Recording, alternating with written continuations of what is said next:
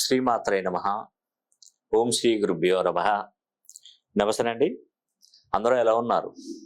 నేను మీ రామకృష్ణ హాన్, హ్యాస్టో న్యూమరాలజిస్ట్ని. నేను ఎన్నో వీడియోలలో కూడా నేను చెప్పానండి, ఇంట్లో 2 రాశులు ఉంటే చాలా వరకు ఇబ్బందులు ఎదుర్కొంటారని. నేను చెప్పినటువంటి విషయాన్ని నమ్మినటువంటి వారు ఈరోజు మంచి పొజిషన్లో ఉన్నారు. ఇంట్లో 2 రాశుల ప్రభావం ఉన్నప్పుడు మనం ఎంత కష్టపడి పనిచేసినా అసలు మిగులుబాటు అనేది ఉండదండి. ఒక వ్యక్తి నా దగ్గరకు వచ్చినప్పుడు సార్ నేను బాగా కష్టపడి పనిచేస్తా, అసలు నాలాగా అసలు ఇంతవరకు నేను ఎవరిని చూడలేదు. అంటే ఏదైనా టైం ఉండి 7 గంటలకు రమ్మని చెప్తే నేను 5 గంటలకు వచ్చి ఆడ కూర్చుంటా. అందరూ 10 నిమిషాలు అర్ధగంట ముందు వచ్చి కూర్చుంటారేమో కొంతవరకు, కానీ అలా కాదు. నాకు ఒక పని చేస్తున్నప్పుడు ఆ పనిపై పట్టింపు ఎక్కువగా ఉంటుంది. ఎక్కువగా కష్టపడతాను, నిద్ర లేకున్నా కష్టపడతాను, తిండి తినకున్నా కష్టపడి పని చేస్తాను. పని వర్కౌట్ కావాలి, ఎందుకంటే మనల్ని నమ్ముకొని పని చేస్తున్నాం కాబట్టి వాళ్ళకు ఏదో విధంగా మనం మంచి చేయాలి అని. అతను ఏంటంటే చాలా హార్డ్ వర్క్ చేస్తాడు. వర్కర్లు రాకపోతే తనే వర్క్ చేసి ముందుకు నడిపించడం. కొన్ని సందర్భాలు అతని దగ్గర ఉన్నటువంటి 50 మెంబర్స్ వర్కర్స్, తనలో అతని డ్రైవర్ రాకపోతే కూడా ఆ జేసీబీని అతనే రన్ చేయడం. అందరూ అక్కడ ఉన్న వాళ్ళందరూ కూడా పరేషాన్ అయిపోవడం. ఓనర్ రన్ చేయదు, ఆయన వచ్చేది బెంజ్ కార్లో వస్తాడు. బెంజ్ కార్లో వచ్చి ఆ ఫ్యాక్టరీకి ఎవరైనా రాకపోతే ఆయనే పని చేయడం, ఒక లేబర్ లాగా పని చేయడం. ఎంత చేసినా కూడా అసలు మంచి మంచి ఆర్డర్లు అన్నీ కూడా మిస్ అయిపోతున్నాయి. గొప్ప గొప్ప ఆర్డర్స్, కోట్లలో టర్న్ ఓవర్ అయ్యే ఆర్డర్స్ అన్ని నాకు మిస్ అయిపోతున్నాయి. అసలు నా జన్మ జాతకం బాగాలేదా, నా పరిస్థితి బాగాలేదా, అసలు ఎందుకు ఇట్లా జరుగుతుంది అని చెప్పేసి నా దగ్గరకు వచ్చాడండి. ఇప్పుడు అదే అతని జాతకాన్ని మొత్తం కూడా పరిచయం చేశాను. కుటుంబం మొత్తం, ఫ్యామిలీ మొత్తం కరెక్షన్ తీసుకున్నారు. చూసినప్పుడు వాళ్ళ అమ్మాయి బీటెక్ ఫైనల్ ఇయర్ అయిపోయింది, అమెరికాలో చదువుతుంది అమ్మాయి. అమ్మాయిది తులారాశి, వాళ్ళ చిన్న కొడుకుది తులారాశి. ఇంట్లో ఎప్పుడైనా కూడా 2 రాశుల ప్రభావం అనేది కూడా అమ్మాయి పెళ్లి అయ్యే వరకు 2 రాశుల ప్రభావం వాళ్ళ తండ్రికి ప్రాబ్లమ్స్ ఏర్పడుతూ ఉంటాయి. ఆ కుటుంబంలో సమస్యలు ఏర్పడుతూ ఉంటాయి. ఆ అమ్మాయి తులారాశి, అబ్బాయి తులారాశి, ఇవన్నీ చూసి నేను తాళపత్ర గ్రంథాలలో పరిశీలన చేసి, నా దగ్గర అతి పురాతనమైనటువంటి తాళపత్ర నిధులు ఉంటాయి. ఆ తాళపత్ర నిధులలోకి వెళ్ళి నేను అతనికి ఒకటే విషయం చెప్పాను. నీవు మంచి పొజిషన్లో ఉండి టాప్ నంబర్ 1గా తయారు కావాలి, బిజినెస్ బాగా నడిచి కోట్లు సంపాదించాలంటే ఒక చిన్న పరిహారం చేయి అని చెప్పారు. ఒక చిన్న పరిహారం చేసుకుంటారు. ఏంటి సార్ అన్నాడు. ఏం లేదు, మీ అమ్మాయికి వివాహం చేయమని చెప్పారు. మా అమ్మాయి వివాహానికి దీనికి ఏం సంబంధం సార్ అన్నాడు. వివాహం చేసిన తర్వాత ఒక 6 నెలల తర్వాత నన్ను వచ్చి కలువు అని చెప్పారు. వివాహం ఎప్పుడు చేస్తావో చేసేయి, కానీ వివాహం చేస్తేనే నువ్వు బాగుపడతావు. ఎందుకనేది నేను తర్వాత చెప్తాను, ఫస్ట్ వివాహం మంచి సంబంధం వెతుకు అని చెప్తే, అతను అమ్మాయి అమెరికాలో ఉన్నా కూడా ఆ అమ్మాయిని పిలిపించుకొని మంచి సంబంధం చూసి, డబ్బు ఎంత ఖర్చు అయినా పర్లేదు మంచి సంబంధం చూడమని చెప్పాను. ఖర్చుకి వెనక ముందాడకు, మంచి సంబంధం, మంచి యోగ్యత, మంచి అబ్బాయి ఏదైనా ఉంటే నాకు ఒకసారి నాకు ఆ జాతకాన్ని పంపిస్తే నేను కూడా చూస్తాను, పాపకి మంచిగా చక్కగా వివాహం చేయాలంటే అతను నిజంగానే మంచి సంబంధం చూశాడు. అమ్మాయి సూటబుల్ సంబంధం వచ్చింది, అమ్మాయి వెళ్ళిపోయిందండి. వివాహం చేసి పంపించేశారు.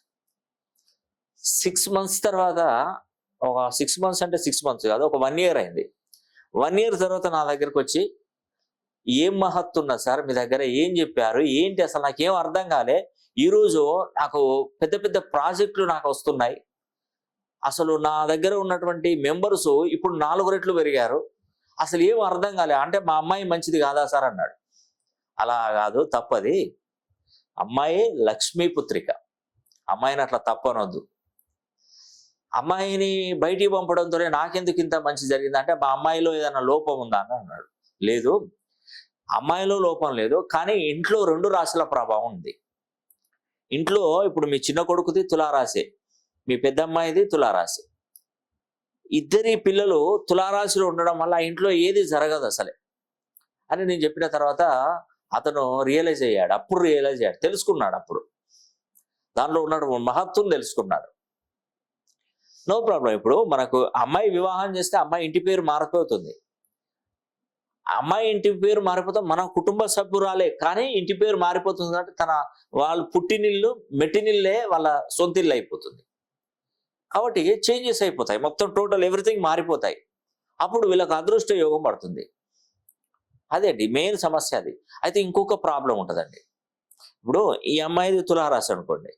ఇప్పుడు వాళ్ళ ఇంట్లో ఎవరైనా తులారాశి వారు ఉన్నారనుకోండి, అంటే వాళ్ళ అత్తయ్య మామయ్యలు కానీ, వాళ్ళ మరిది కానీ, వాళ్ళ ఆడపడుచు కానీ, వివాహాలు కాకుండా తులారాశి వారు, ఈ అమ్మాయి తులారాశి వెళ్ళి ఆ ఇంట్లో పడింది అనుకోండి, మళ్ళీ వాళ్ళ ఇంట్లో ఎప్పుడు సమస్యలు ఎదుర్కొంటూ ఉంటారు. అంటే రెండు వైపులా ఆలోచించాలి. అంటే అందుకే నేను చెప్తుంటాను, ఎప్పుడైనా ఇద్దరు భార్యాభర్తలు అంటే వివాహ సంబంధాలు చూసినప్పుడు రెండు రాసులు ఒకే ఇంట్లో ఉండకూడదు అసలు మెయిన్గా. ఒకవేళ ఉన్నట్టయితే దానికి వేరే పరిహారం ఉంటుందండి. వాళ్ళ యొక్క జాతకాన్ని మొత్తం పరిశీలన చేసి ఇంట్లో రెండు రాసుల వాళ్ళు ఉంటే అప్పుడు మనం ఏం చేయాలని కూడా నేను చెప్తాను. దాని యొక్క మీ డెస్టినీ నంబర్లు ఉంటాయి. మీ డెస్టినీ నంబర్లు డేటు, మంత్, ఇయర్ మొత్తం కొడితే డెస్టినీ నంబర్ వస్తుంది. ఆ డెస్టినీ నంబర్లు నాకు గనక తెలిస్తే దాని ప్రకారం నా దగ్గర అతి పురాతనమైనటువంటి తాళపత్రాలు ఉంటాయి. ఈ తాళపత్రాలలో చూసి దానికి చక్కటి పరిహారం చెప్తాను. తద్వారా ఆ సమస్య నుంచి మనం బయటపడవచ్చు. ఇప్పుడు ఇంట్లో రెండు రాసులు పుడితే అది మన తప్ప అంటే కాదు కదా. భగవంతుడు కల్పించాడు. రెండు రాసుల ప్రభావం అనేది భగవంతుడు ఇచ్చాడు. మన చేతిలో ఏం లేదు. ఈ రెండు రాసులలో పుట్టడం, ఇంట్లో రెండు రాసులు ఉన్నది మనం చేసుకున్న తప్పు కాదు. అది భగవంతుడు కల్పించాడు.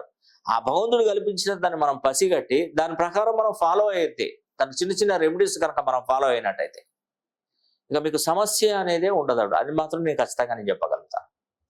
కాబట్టి ఇంట్లో రెండు రాశుల ప్రభావం ఉన్నప్పుడు ఒకసారి నన్ను పర్సనల్గా ఫోన్ లైన్లో కలిసే ప్రయత్నం చేయండి.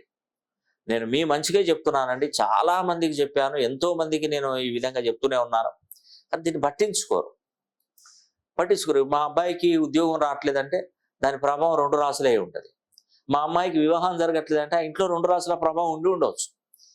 మంచి మంచి అన్ని అర్హతలు ఉంటాయి, చక్కగా ఉంటాయి. ఒక పిల్లోడికి డాక్టరు, ఎండి, అతను ఇదేంటి మన గ్యాస్ట్రో స్పెషలైజేషన్, గ్యాస్ట్రో ఎంట్రాలజీ అదేదో ఉంది కదా, అది చేశాడు. ఆయన ఎక్కడంటే అమెరికాలో చదువుకుని వచ్చాడు. ఆయనకు కనీసం ఒక 10 లక్షలు మినిమం, నెలకే 10 లక్షల శాలరీ వారికి. కానీ ఇక్కడ ఏంటంటే వివాహం జరగట్లేదు అబ్బాయికి. చూస్తే మంచి డాక్టరు, మంచి ఉన్నతమైనటువంటి కుటుంబం, వివాహం జరగట్లేదు. అది అసలు ఎక్కడ లోపం, అబ్బాయిని చూస్తే ముట్టుకుంటే మాసిపోతాడు.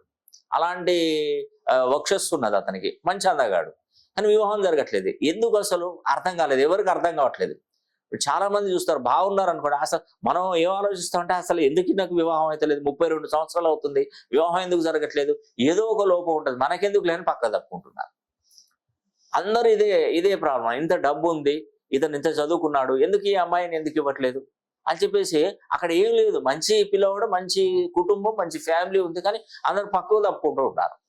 నేను నా దగ్గరకు వచ్చి నన్ను ఈ విషయం అడిగితే, ఏముందమ్మా చిన్న విషయం ఇది, అబ్బాయిది మిథున రాశి, తండ్రిది మిథున రాశి, ఇంకేముంది, వివాహం ఎందుకు జరుగుతుంది, జరగదు, అసలే జరగదు.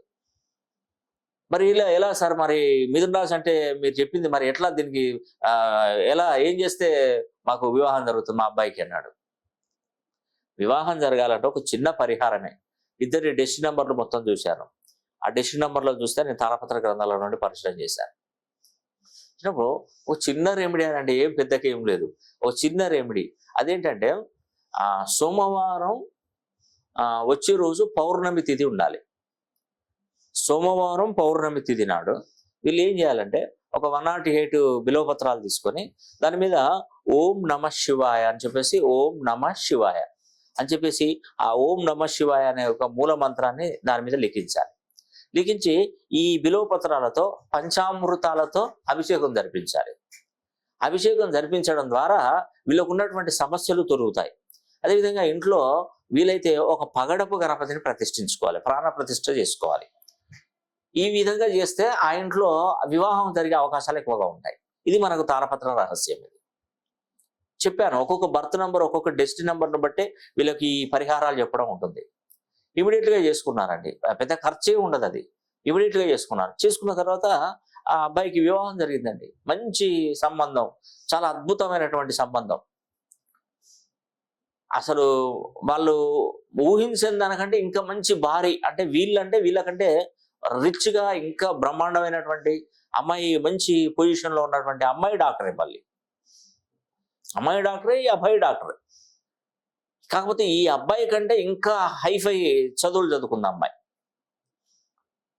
అట్లా మంచి మంచి సంబంధాలు కూడా వస్తాయండి. అందుకే ఇంట్లో 2 రాసుల ప్రభావం ఉంటే మనం ఎంత కష్టపడినా కూడా ఆ ఇంట్లో కష్టమే మిగులుతుంది కానీ ప్రతిఫలం పొందదు.